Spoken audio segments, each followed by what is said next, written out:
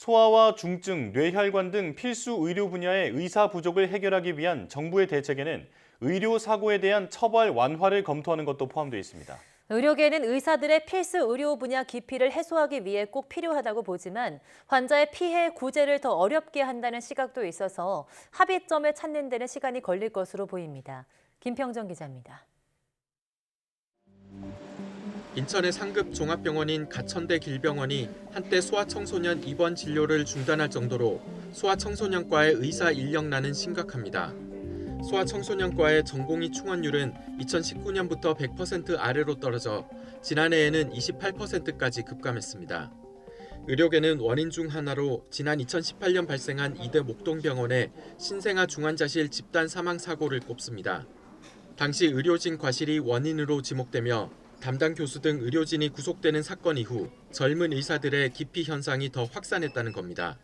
해당 의료진은 이후 대법원에서 무죄 판결을 받았지만 이 사건을 들어 의료계에서는 고의성이 없어도 법적 분쟁을 겪을 수 있다는 불안감을 해소해야 한다는 요구가 커졌습니다.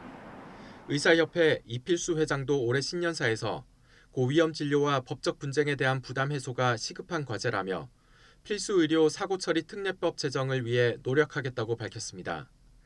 그러나 의료인에게만 과실치사죄를 감경 또는 면제하는 것은 형평성에 어긋난다는 의견도 적지 않습니다.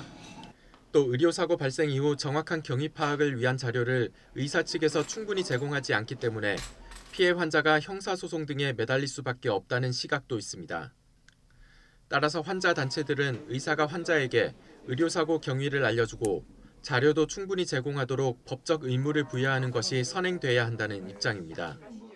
환자 입장하기 힘든 상황에 환자들이 굉장히 울분이 있을 수밖에. 그래서 형사 고소를 하게 되는 거거든요. 오히려 의료사고 설명의무법 그리고 입증 책임 전환법 이런 것들이 먼저 논의가 되는 게 필요하다고 생각합니다. 정부도 의료사고 특례와 함께 의료사고의 원인 규명을 더 철저히 하는 피해자 구제 방안도 강화하겠다고 밝혔습니다.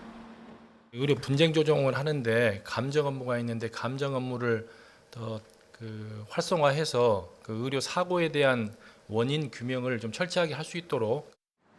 의사에 대한 특혜로 비치지 않으려면 민사소송과 분쟁 조정에서 의사의 과실을 기존보다 더 넓게 인정하고 의료배상 책임보험을 의무적으로 가입하는 등 의사도 일부 양보할 필요가 있다는 의견도 나옵니다. YTN 김평정입니다.